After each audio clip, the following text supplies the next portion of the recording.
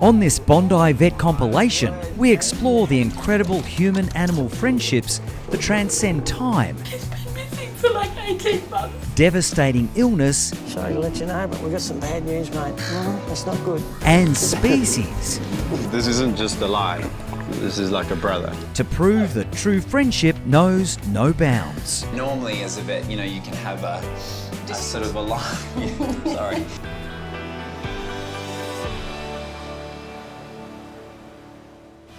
Chris's journey begins with a 100-kilometre drive to the kingdom of the white lion, a unique 2,000-acre conservation reserve. Just take a look at this. I reckon I'm about as far from Bondi as I could possibly be. I am about to go and meet a guy who absolutely intrigues me. His name's Kevin. He's known around these parts as the Lion Whisperer.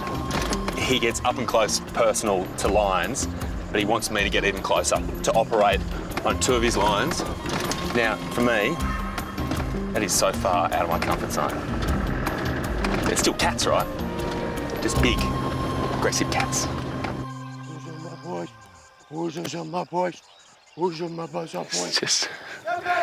It's like he's walking a dog.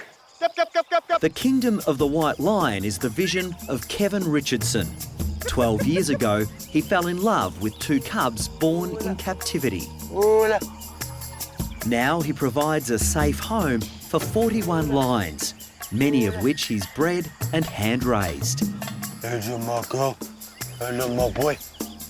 You find it all right? I did. Good. You're hard to miss, mate. Not everyone does that, Well, meet Siam's pride. This is Siamie. Hey, Simon. He's the chief in charge, really. So he's the one that eats combis. Hence the... Come on, away from there. Nicely. Good boy. He's a good boy. Yeah, closest you've been to an adult?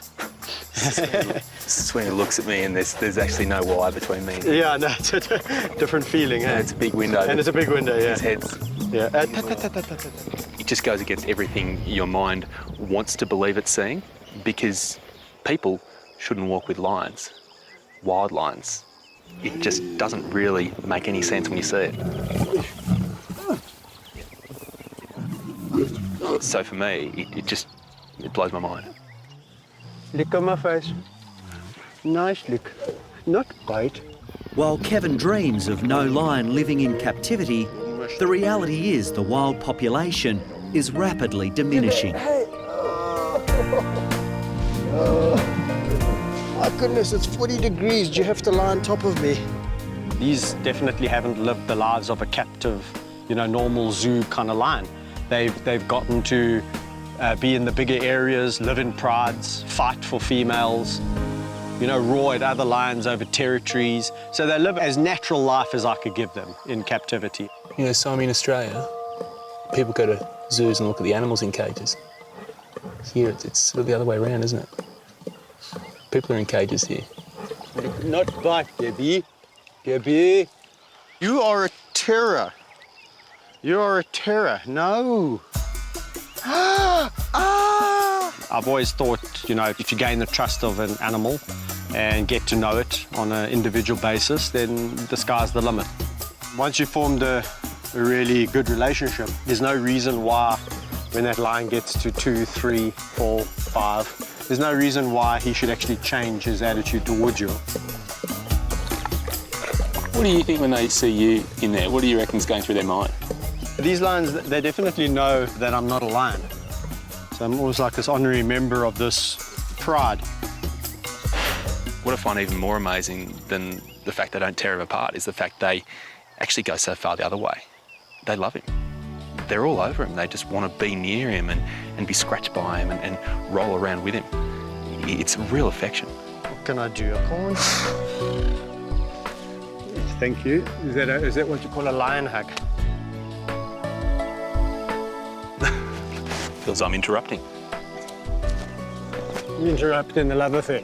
Chris is about to become a lot more than an observer. There's been an outbreak of facial tumours in the pride, and Kevin has asked the Aussie vet to help out. We've had a recent spate of what's referred to as a sarcoid papilloma. They develop quite rapidly, and they also seem to be quite contagious. Chris will be operating on 2 lines, Kevin's favourite Napoleon and the aggressive Maisha. It's got to be awkward for her, eating and Yeah. you know, socialising with that. Yeah. The only trick is she's not a hand-reared lion.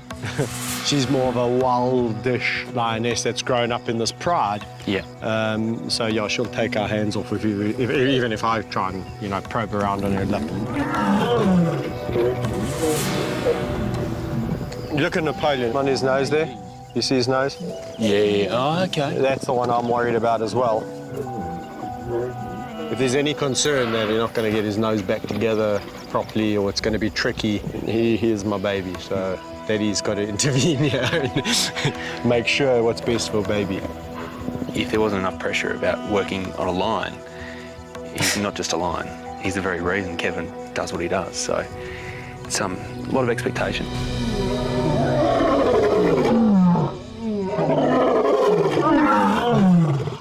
As many times as I hear it, I never, ever get sick of it. You cannot get sick of a lion roaring. It's absolutely incredible.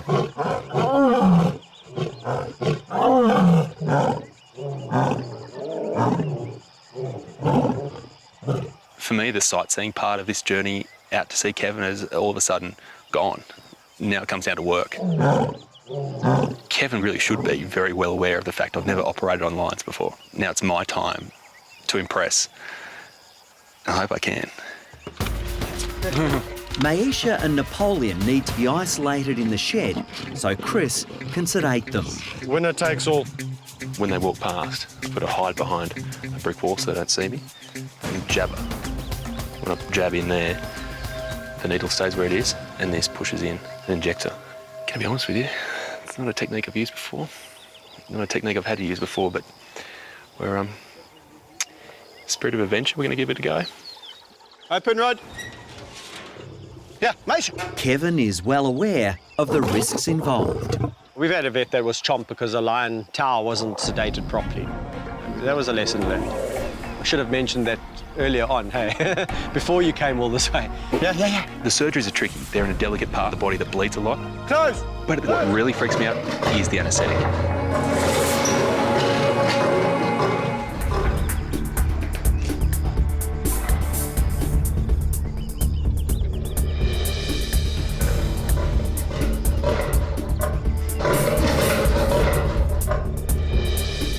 After several nervous attempts, finally success. This job, okay. Let's go out and liebe. Yeah, it's beating a bit quicker now, but I'm very happy to see an empty syringe there.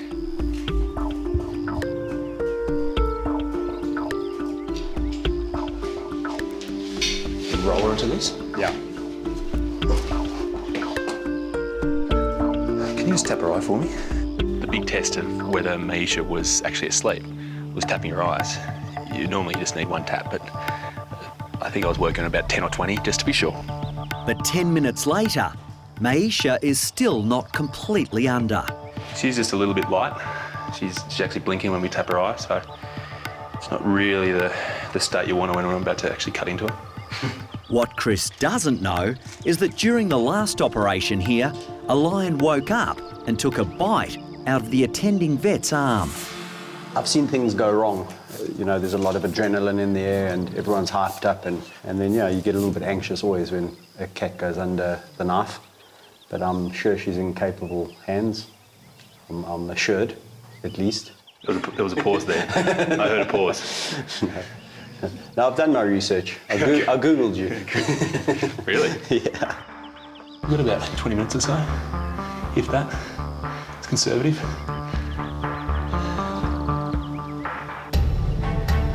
All right. Let's go. It's going to be a cut, like a wedge, almost like a triangle to try to get in through this gum here. I'm doing Maisha first for a couple of reasons. First of all, her tumour is a bit more obvious. It should be a bit easier to get out. So, in a way, it's a bit of a warm-up to the main game, to Napoleon. I'm trying to get a good margin around the base of it and just avoid the fact that incisor is about an inch away from his hand. To Chris's relief, there are no complications during the surgery. Okay, can we just get a check on this eye again? Good. Yeah. The reason I asked you about that is Your hands very clear. Your hands are very close to her jaws. With the tumour removed, he just needs to stitch the wound. What kind of knot do you call that? that one is called a simple knot, named after the surgeon that's performing on it. That devised it. Kevin is keeping a close eye on Chris's handiwork. It's going to make it look pretty, you know, because she's got to find herself a guy one of these days, and you know, no one wants to go out with a girl that looks like that. I'm actually really happy that that's actually come out really nicely, and that the lips actually come back together quite cleanly, and from here that swelling will actually subside, and the great thing about this area is it has such a great blood supply. It heals really quickly. Oh, there we go. Do that. Wonderful. All right, this wakes her up.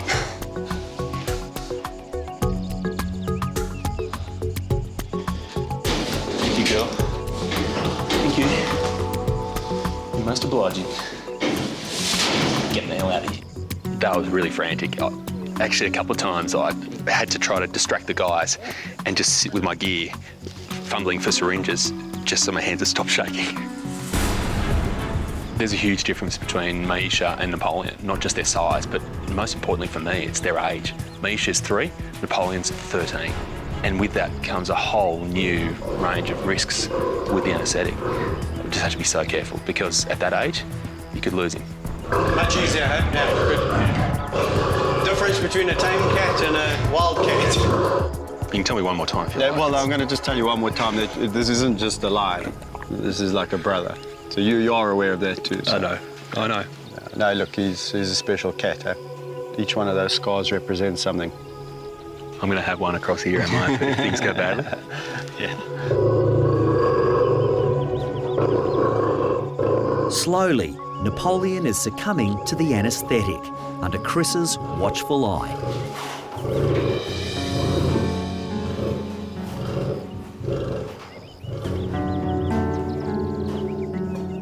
Not only does this line mean so much to Kevin, this surgery is going to be incredibly difficult. We're dealing with an area that's not only very sensitive, but there's no give. There's no spare skin to enable me to cut the tumour out and then bring the skin back together and stitch it in place. Here is a real challenge. And then there's a clock on me. Anyone that's had a punch in the nose or even a nosebleed nose at the nose has a lot of blood. One little cut to the nose and they'll bleed, and they'll continue to bleed. And this isn't just one little cut, this is a huge gash that we're having to make here and get quite deep in and around this mass. The large amount of blood flowing into the wound is making the surgery difficult.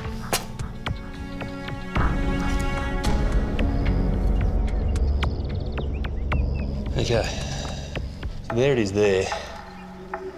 The real challenge here is actually closing this wound here, because you can see it's big. It's about 1.5 centimetres wide and about 2 centimetres long, and in an area like the nose, that doesn't come together easily or quickly. I just can't understand how you're going to do it. Over to you, Chris. Thanks, Kevin. But even Kevin is happy with the final result. Seriously impressive. I'm not done yet. No, it's looking really good. Don't be so modest. When you sign that line, you commit to becoming a vet and going to vet school, you don't ever for a second think that you're going to be in a place like Africa operating on a big male lion like Napoleon. It's awesome. It's just not what you ever planned for, but you're so happy it happened. So well done. Yeah. that's my stress meter. Yeah, I know, That's my I sweat, can see okay? that. That's registering high. So right this now. is like 9 out of 10 stress meter? Yeah. Sure. Okay. Good job. Good job.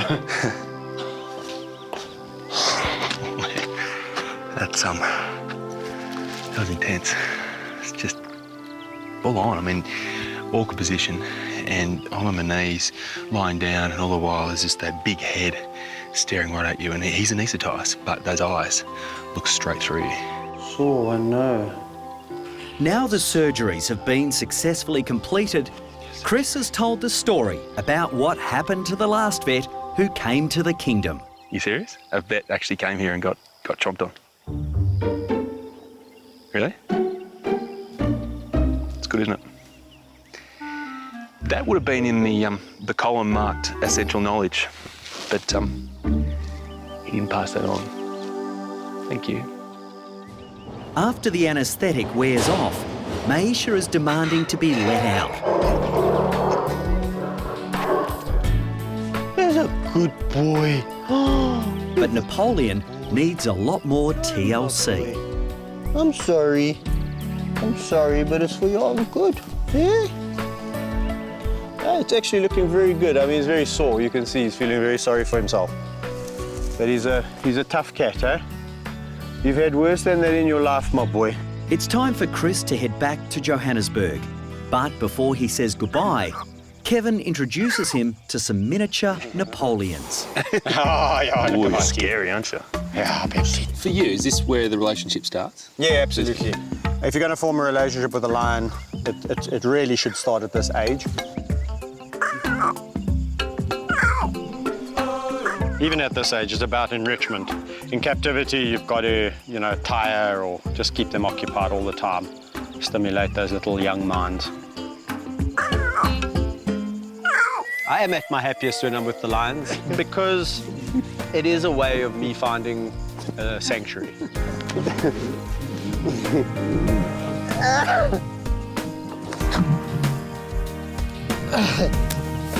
I've often said, and I really truly believe this, I would give it up like that to see wild numbers increase exponentially. If somebody could say this is the magic, formula, you've got to stop going in with lions, and then overnight lion numbers will increase. I'd do it like that in a heartbeat. Oh yes.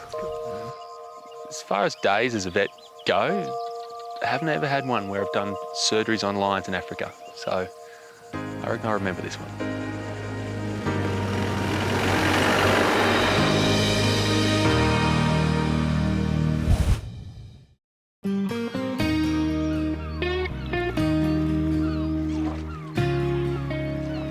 Good girl. Slow down, sweetheart.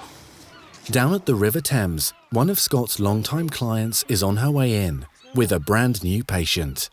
The reason I like Scott as much as I do is because he's straightforward. So I'm a northerner living in the south of England, which has its issues. It's quite difficult. We're quite forthright, we're quite blunt, northern people, and Australians are too. Slowly, Mabes. Good girl. There's no more. After her last dog, Ruck, passed away, Ali recently adopted 9-month-old Mabel from the Battersea Dogs Home. She has issues. She's got a leg injury, which makes her, certainly that leg, uninsurable.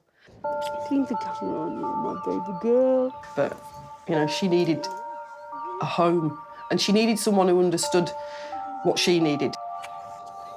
We need to do some heel work, don't we, sweetheart? Yes, we do. The attachment to Mabel's kneecap was torn away from her lower leg. Surgery has been done, but the puppy is still having problems. So I'm taking Mabel to see Scott because I am interested in what he's going to suggest I do or what I can do to help her or what may happen if she needs surgery again. You're a good girl. Come on. Gonna go see Scott? Yes, we are. You're gonna meet the vet. Ali's now arrived at the clinic. Oh, no one here. We'll just go straight through. We know where he is, don't we? Hello, gorgeous. Yeah. Oh, my goodness, so good to see you. Oh, but look, who is this? This is Mabel. Hello, gorgeous. Hello. Oh, my word, she is absolutely beautiful. All right, let's pop you up, little lady. Oh, she's a little bit heavier than old Ruck used to be. Ali started coming to the Aussie vet 6 years ago with her very first dog, an English Bull Terrier called Ruck. It must be hard post-Ruck. I'm glad he chose his own time and you didn't have to put a needle in him. I'm really glad that I didn't have to on that day because I know I wouldn't have been able to keep it together. Easy for you, I don't know. And normally as a vet, you can have a sort of a line. Sorry. It's Remembrance Sunday, so I'm never going to forget. On the day when I diagnosed Ruck's cancer, I could feel in his abdomen that something wasn't right, and my heart immediately sank. The test results came back, and I said, how bad is it? He said, he's riddled with it.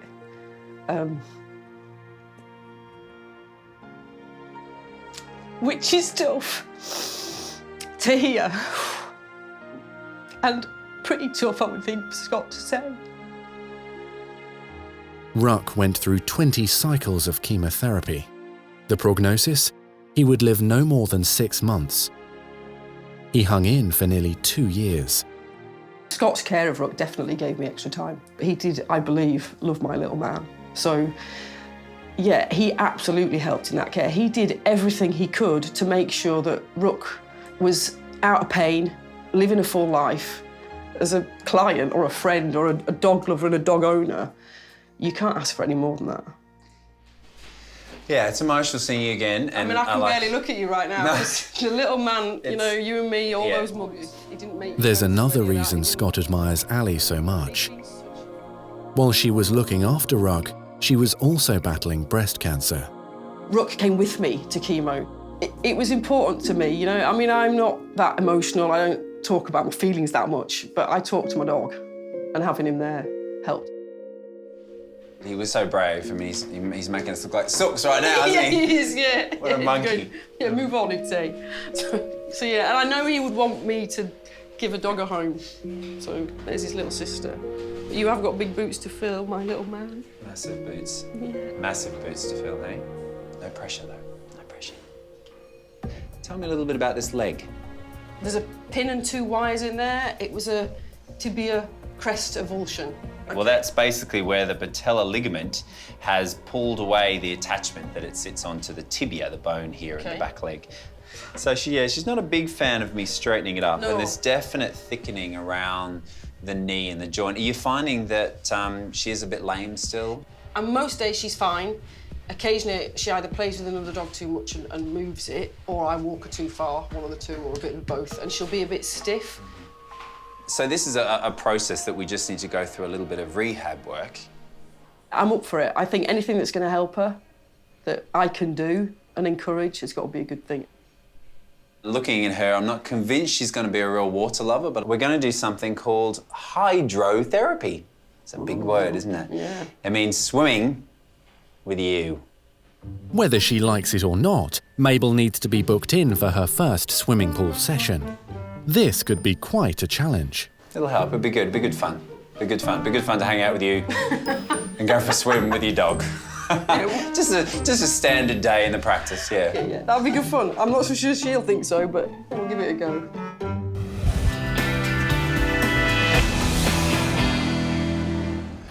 Right, Ali, so don't know if you know if she likes water. She's not too bad around the puddles, but Yes. Well, I'm not hopefully... so sure about real water.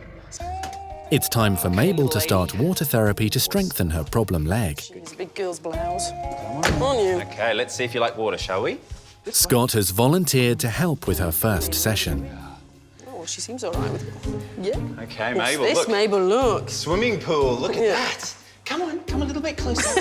Good girl. Ali, if you come with me, she might follow. Come on. Come on, sweetie. Mabel's first impressions of the pool? Not great.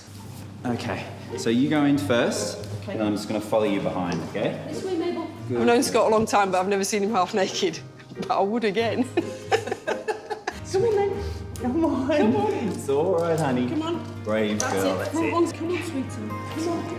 That's it. Well done. Good. I think it might be a stretch to say she's enjoying it. I think she's tolerating it. You've got to do the work yourself, kid. Good girl, that's it, good girl. Mabel did surprisingly well. That left leg, not as flexible as the right, but that'll come with time with more swimming.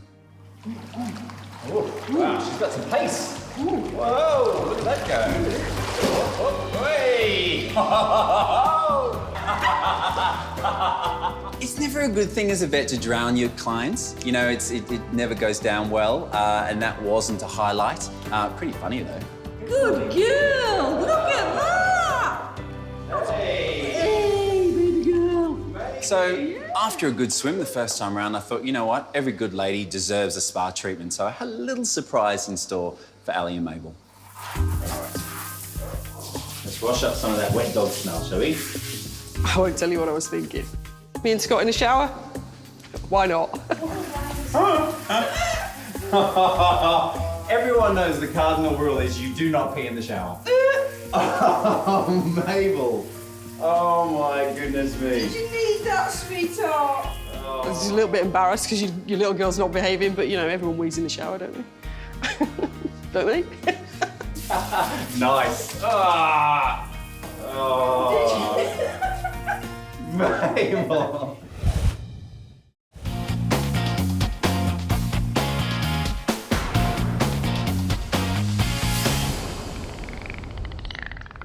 Hey guys, how are you? Chris arrives at Coffs Harbour in northern New South Wales to pay a house call to one of his most lovable patients. Now Bucky's a bit of an old time and the staff here are pretty concerned, so it's time for a checkup. You like those back massages, don't you? 3 years ago, 42-year-old Bucky just survived throat cancer. Now his longtime trainer and best mate Greg is worried the cancer has returned, this time in his mouth. 3 years ago, when Bucky's cancer was first diagnosed, it was the treatment that nearly killed him, and Greg was convinced he was going to lose him. What are you saying about me, Greg? Chris, hey. How are you? Good to see you. Hey, Buck. Hey, it's been a while. Hey, buddy. It's good to see you, Buck. How you doing? Hello. Hi. It is frightening what could happen, you know, if it turns out to be cancer. All right, Buck. You're the jealous type, are you, Greg? Come on, Buck. Here you come. Here you go, buddy. Hey. How's that? How's that? Bucky was just 6 months old when he was found on a sandbank, badly lacerated, sunburnt, but he was brought in here and nursed back to good health by 19-year-old Greg. They've been together for 42 years. Greg doesn't use the word love, but it's exactly what it is. It was really hit me hard when we discovered that was cancer in Buck's mouth there. I was there for him, to support him and give him that encouragement to fight on. And without that there, I don't think he would have made it. I can see what you mean, just on the front of his tongue and just underneath his tongue he's got a few little lumps. Yeah. So I guess the hope would be that those lumps are just from fish, where just little spikes from the fish have gone in there and caused a little infection, but obviously the concern is with him having cancer a few years ago that maybe something's come back. Yes. He's like a brother and sometimes even like a son. It's a strong bond, a close bond. He's a real fighter, isn't he? He's been through a lot in his life, hasn't he? He has. The average life expectancy for a dolphin is about 20 years. At 42, Bucky is already a special survivor. Blood tests and biopsies will confirm whether Bucky faces another huge challenge. When you consider that 3 years ago, they nearly lost Bucky to cancer, for me to come back here today with the concern that the cancer's return, you can understand why it's a really nervous time for everyone here. How's he doing with the shows? I mean, he's getting on in years. Yeah, he's getting on, but he's not showing any signs of slowing down. He's a really strong animal, and the excitement of the crowd, spurs him on. This was Bucky in action only 2 hours ago, doing what he loves most.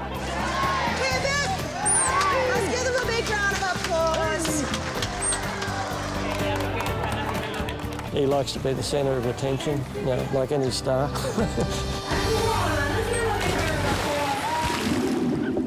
The type of cancer that Bucky had was a squamous cell carcinoma. Hey, Bucko, you ready for this, old mate? They're renowned for being very tricky to remove entirely.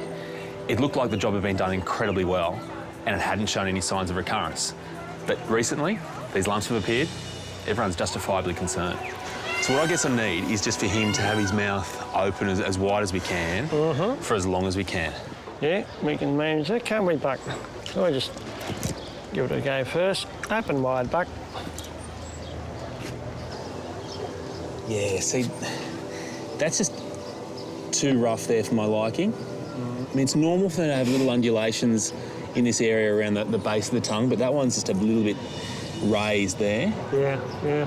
In amongst the rough patches are some little nodules, and they're really what worries me right now, because they just shouldn't be as raised as they are. I'm not saying it is the return of the cancer for sure, but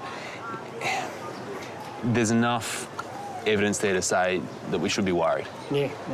So I really do think we need to take some samples. I was hoping Chris was going to say it was nothing, but yeah, it's even a little bit more worrying now. What's this doing? You hold still here, Buck. Still, Buck. That's it, buddy. The first thing I need to do for Bucky is take a biopsy of one of those lumps, send it away to a lab to be analysed and check if it is cancer. That's it. OK, yeah, got it. Yeah, we'll sort things out for you, bucko. Yeah, I'll find out what's going on. Hey, you'll be right, mate. You'll be right. I'm with you, buddy. Yeah. The relationship between Greg and Bucky is pretty extraordinary when you realise that it's been going for 42 years. A marriage would be extraordinary if it lasted for that long. Friendships don't last for that long. It is just off the charts. You'll be right, mate. So the cells that are on this slide should really be able to tell us if Bucky's cancer's returned. Hey, Aaron, could you send this off to the lab straight away? And just tell them it's urgent. No worries. That'd be great. Thanks, mate. Cheers. So, Greg, I just want to use the ultrasound just to check out his lymph node, which is just sitting in this area here. OK. If it's a normal size, then we can be more confident that he doesn't have cancer. All right. Just hold nice and still. Just relax, mate. There you go, mate. Doesn't hurt. Nice and still. Just relax, mate.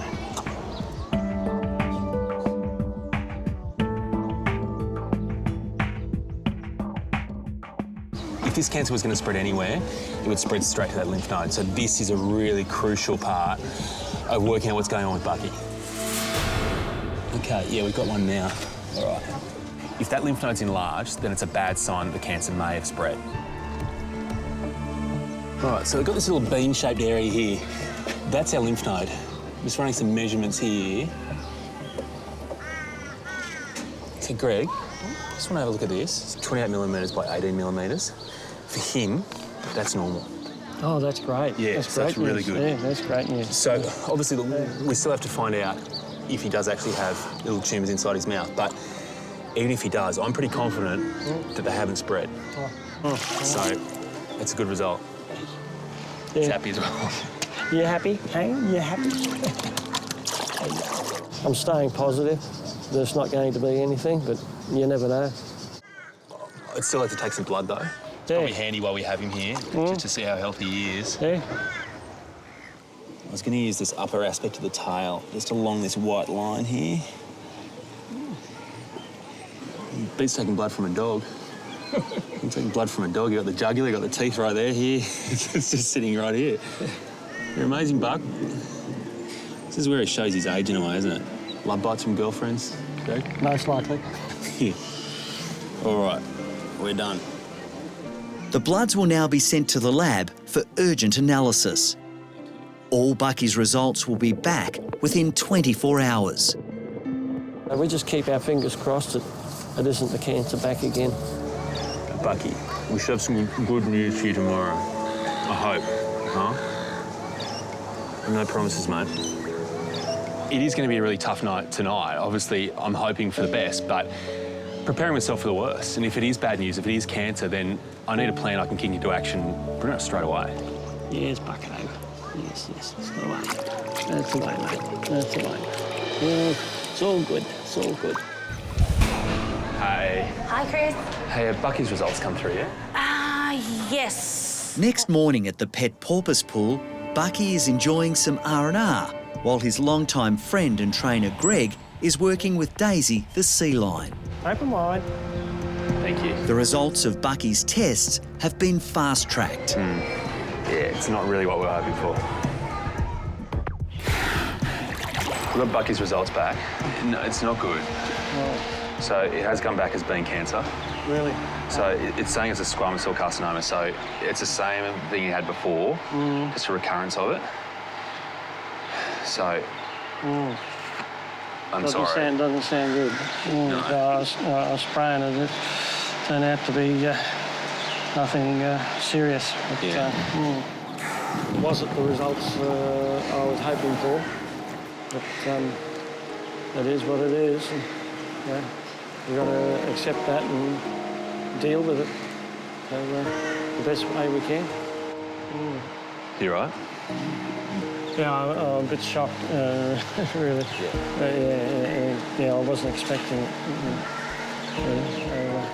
Telling Greg, it's a very hard thing to do. You know the history between them, you know those 40-odd years of connection they have. So you're telling him essentially that his best mate is seriously ill.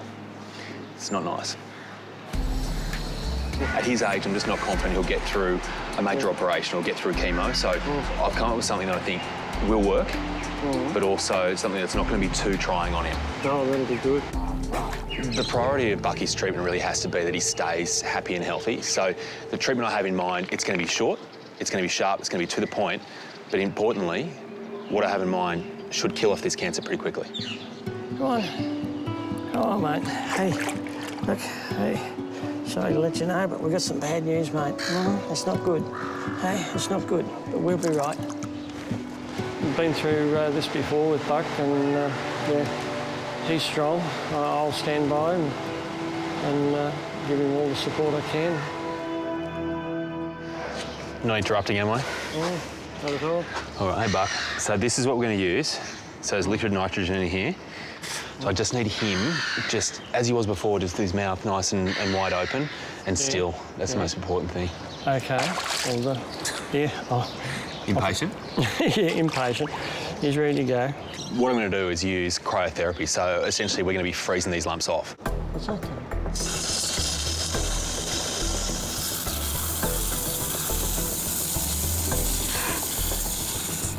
So you can see that lumps turned white. The reason for that is that all those cells are frozen.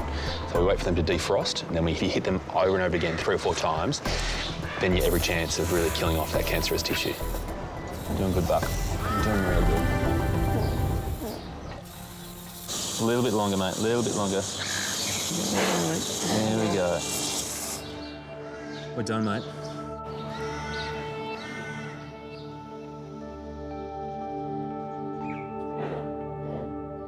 That treatment's gone really well, and it's gone really well for one reason, and that is that Bucky stayed so incredibly still. There you go, mate. Thank you, buddy. Thank you. You're amazing. Huh? You're very good. Very brave again. Yeah, he's one of a kind, there's no doubt about it. He's a really unique dolphin. He's got so much trust and so much to give. He really amazes me sometimes.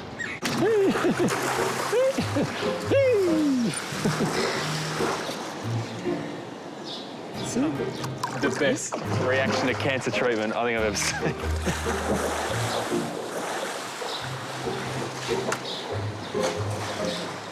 Is he for real? I didn't want to be the person that came in here today and told Greg this bond, this partnership of 42 years was coming to an end, but after seeing Bucky's response to his treatment, I've got no doubt that he'll be showing off for a lot more years to come. You're welcome. You're welcome. I said it. Anytime. Joining us here today, Dr. Chris Brown. Let's give him a big Thank you. Chris is back in Coffs Harbour to check on Bucky's progress since his cancer treatment. I really had that coming, didn't I?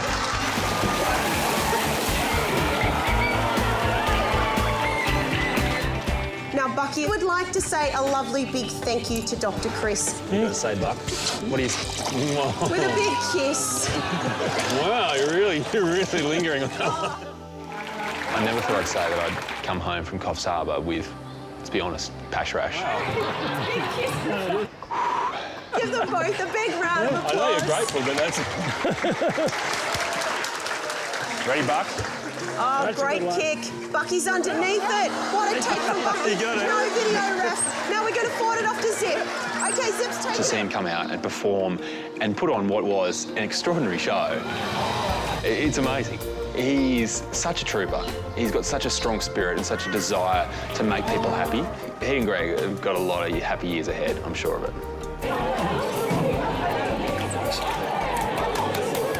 We'll keep working together and keep that strong bond and that strong relationship going. We'll be here together for a long while yet.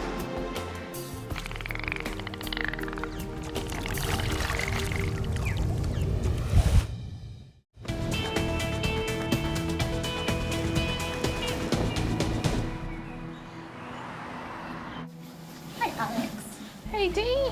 Who's this little one? So this is a little stray. Quite unusual. Yeah. It's a Devon Rex, is it? Yeah, it looks like a Devon. You don't normally see stray Devon Rexes. They don't normally go too far from home. Hey, little one. Beautiful. At the emergency hospital, Alex's next case has just been brought in after being rescued by Good Samaritan Elisa. There was this cat roaming around Miraculous East area for a couple of months, and we noticed it pretty much at night time coming to the house and looking for food. You could tell, and you had a good gut feeling that it had been neglected. And my partner grabbed her and we put her in the car and came here. It's okay. Hey, you're in a little bit of rough condition, aren't you? Maybe he has been on the streets for a little bit. Could be. The fur's not feeling like too silky like it usually would. And actually this big belly, this doesn't feel like food, this feels like worms. Oh dear. This poor little guy, it's impossible to say how long he's been on the streets, but I'd say it's been a while. His coat's not good and I don't like the feel of his tummy. I know, you're so brave. You're brave, kid. He's just worried. Yeah. Stray animals can be quite agitated when they're found. The concern is always the reason for their tense behaviour, and we just don't know what he's been through. Just want to have a look at his gums. If he's got worms, it's possible it could be something like hookworm. Okay, sweet. In which case, I want to make sure he's not too pale or anything like that. His colour's quite pink, which is good. But yeah, I think certainly flea treatment and worming treatment would be on the cards, but definitely he's lively enough. Well, let's see if he's got a microchip. Yeah, absolutely. We'll give him a scan. Are you all right to hold on for a second? Yep. Come here, little man. Can I hang out? If this little guy is a Devon Rex, they're quite a unique breed of cat and pretty valuable. I'm sure he's got an owner out there that's missing him, so I'm hoping he's microchipped and we can reunite him with his family. You got the chip scanner? Got the chip scanner. All right, cross all fingers and toes. Hey, can I say hello? Yay, that's a good sound. Got a chip. Got a chip. Awesome. Fantastic. So we'll track that on the system and try and find the owners like that. Yep. In the meantime, we'll get you into a comfy bed, hey? Yep. Yeah. In you go, mate. We've scanned the microchip and we've managed to locate some details. So it looks like the little one's name is Spartacus. He's a male Devon Rex, so that matches the details of the cat. So that's really good news. So we can give the owners a ring now. Hi, is that Susie?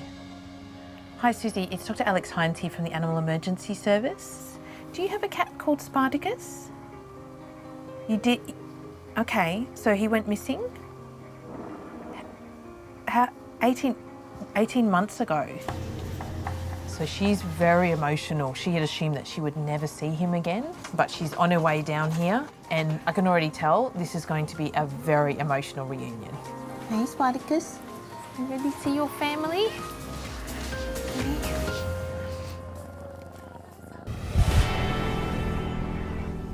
Hey, Spartacus. You ready to see your family? I've actually got goosebumps. I can only imagine how excited Spartacus' family is going to be to see him. 18 months missing, and now he's suddenly turned up. Hey, Susie. Hey, Craig. Good. I'm Dr. Alex. I've got a special little friend here for you. Hey.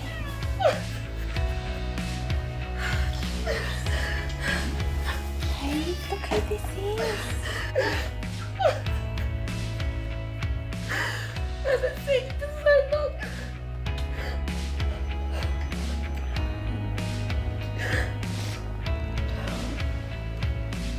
You know, it's not always about the surgeries and the medicine. Sometimes it's as simple as putting families back together. Look, he's all curly now. He's got more curl. You must have thought you would never see him again. He's been missing for like 18 months. Wow. I haven't seen him for that long. Yeah. Yeah, you must have thought. I knew he wasn't passed away. I knew that he was stolen.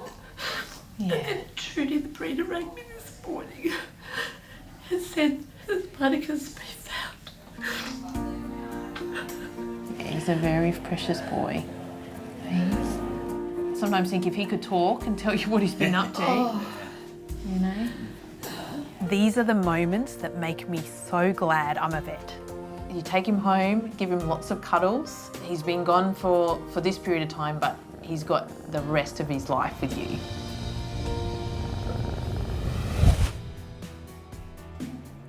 Hi, I'm Dr. Danny. If you enjoyed this video, then please remember to subscribe to the Bondi Vet YouTube channel. Click on the screen now to continue watching more great content.